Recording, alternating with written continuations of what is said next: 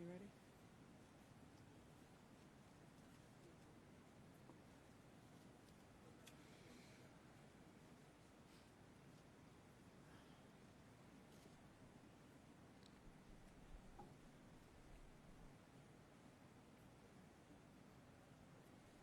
You good?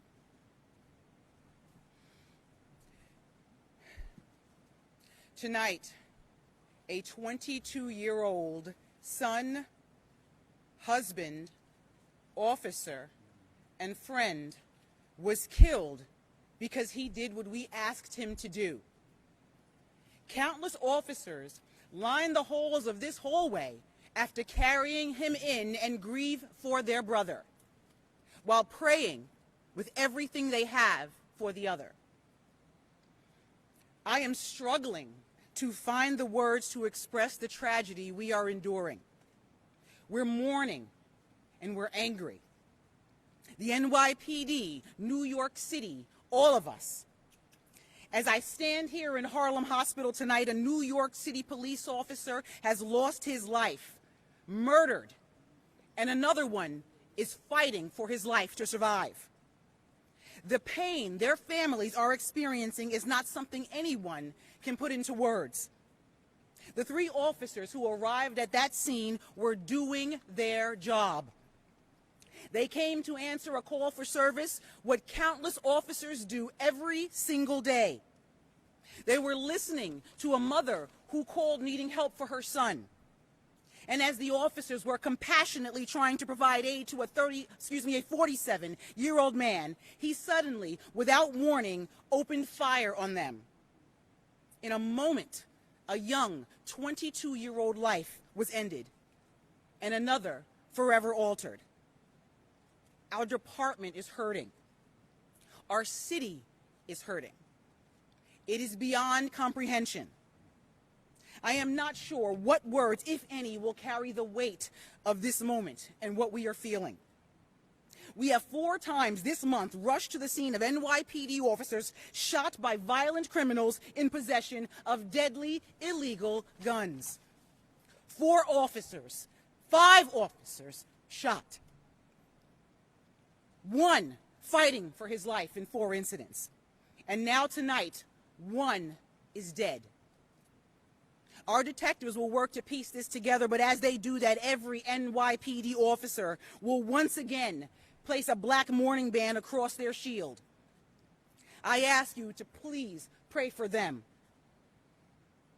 We had the privilege to pray with this family. I ask you to pray for them too. Please pray for our officer that lies in his hospital bed fighting for his life. And every single day appreciate the valor and sacrifice of the men and women of the NYPD. I'll ask Mayor Adams if he wants to say a few words.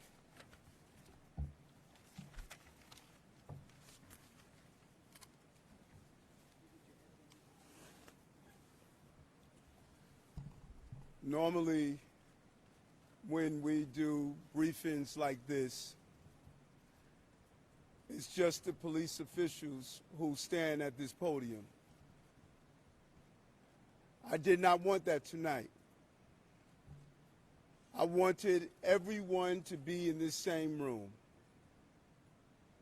I wanted everyone to be here to understand. It is our city against the killers. It is our city against the killers. This was just not an attack on 3 brave officers.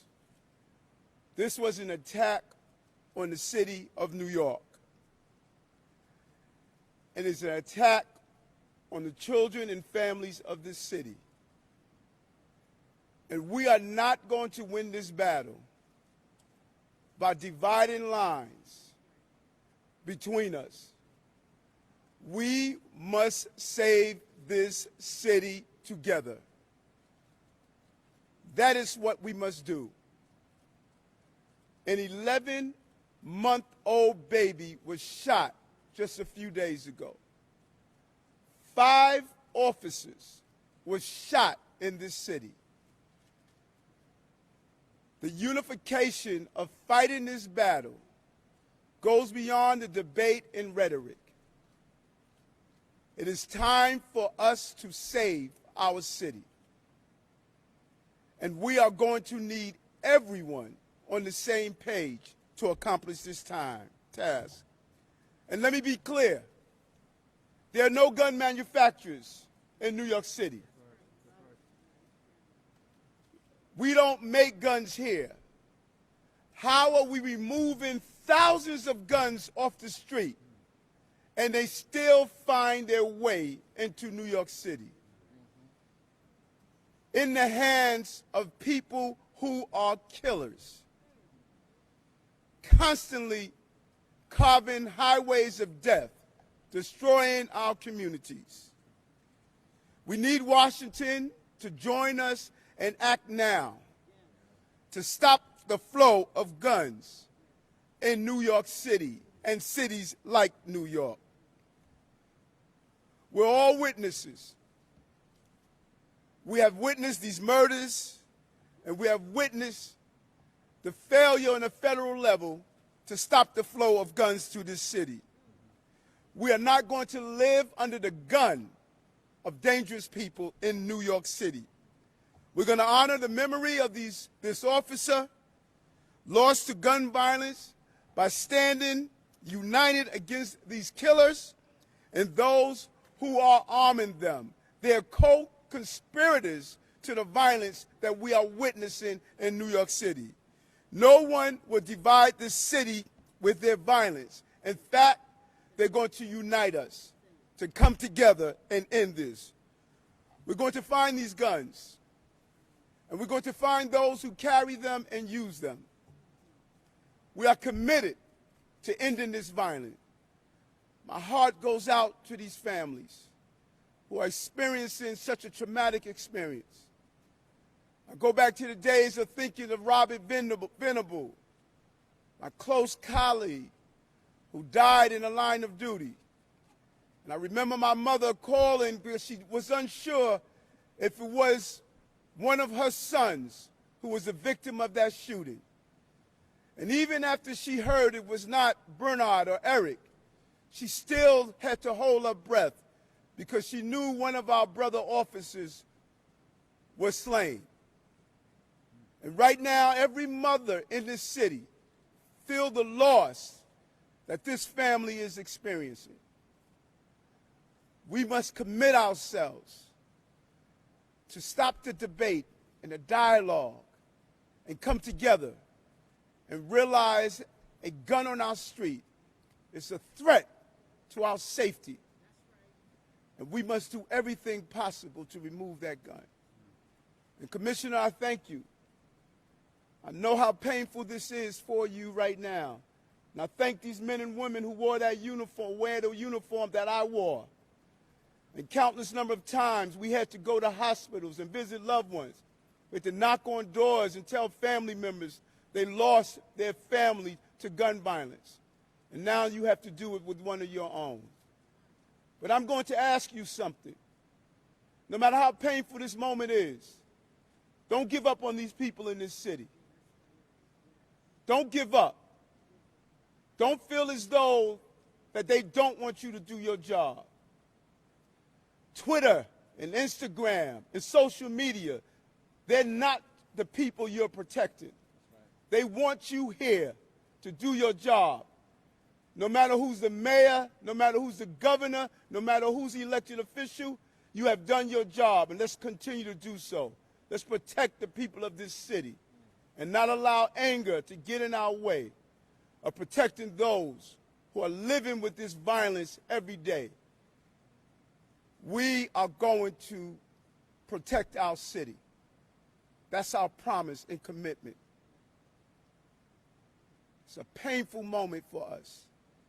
Every time the commissioner and I had to visit a hospital, from January 1st, seeing an officer shot in the head, seeing an officer shot in the leg on Staten Island, responding to a domestic dispute. It's a painful moment.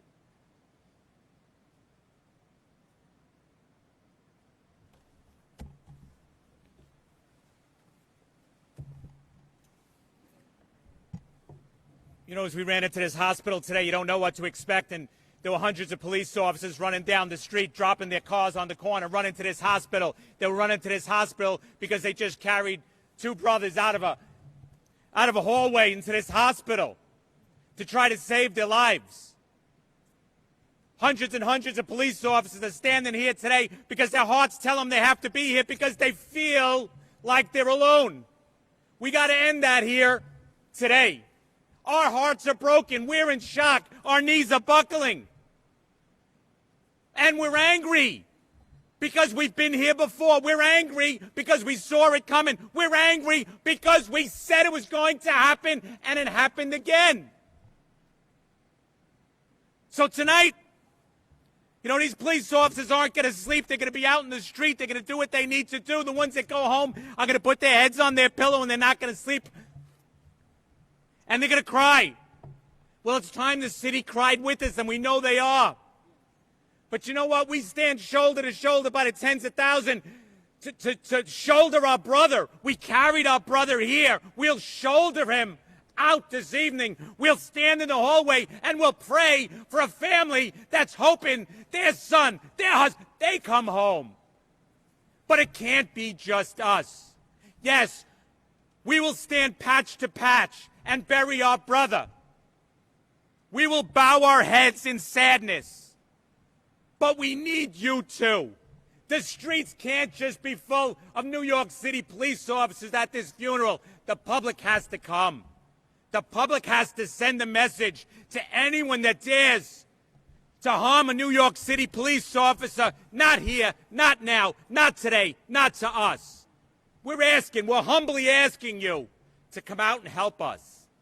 Then when this is over, yes, a conversation, a real conversation, not like our heads are on backwards and we don't know what's going on. We need help. They need help. We need help. It's time to do it now. We're all looking to do it. Give us that help so we can help stop babies from being shot, stop the violence. The guns that are coming in, well, help us take them out of their belts so they never dare pull it again. You know what I'm saying? We all know what we need. It's right in front of us. So now we're going to unite.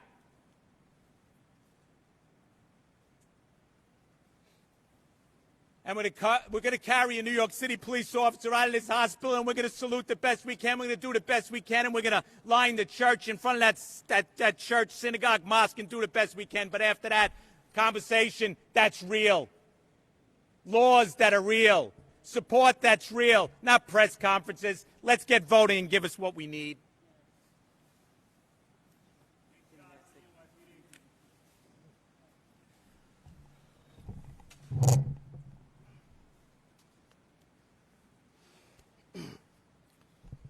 Good evening. It's just a horrific day for the New York City and the NYPD, you know, and I just want to, you know, pray for the officer who's lost his life, the officer who's fighting for his life, and for the two families, you know, please, and for these officers who are out there doing the job every day. So I'm just going to walk you through the investigation.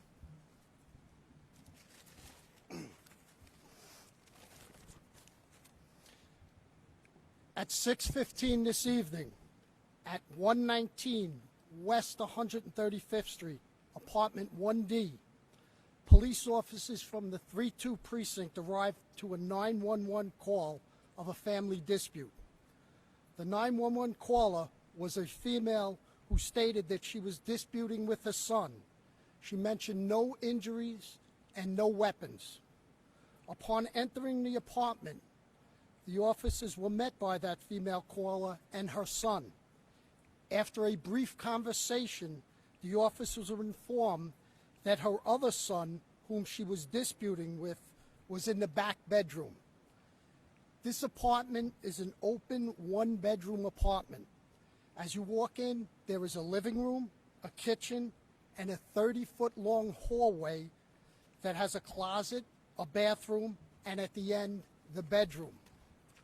One officer remained with the two family members while 2 other officers go to the back bedroom.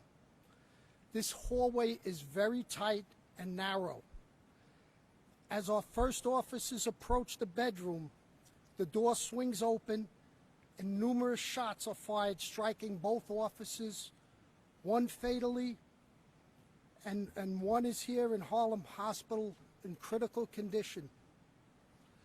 As the perpetrators attempt to exit, he is confronted by our third officer, who fires 2 rounds, striking him in the right arm and head.